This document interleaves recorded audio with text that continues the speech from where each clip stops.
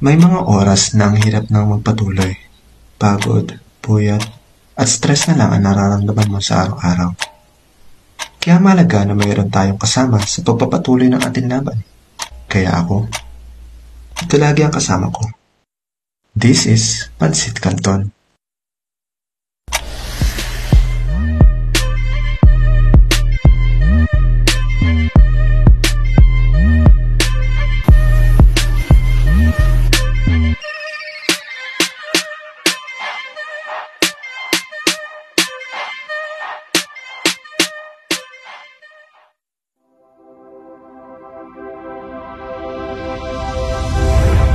Pansit Canton.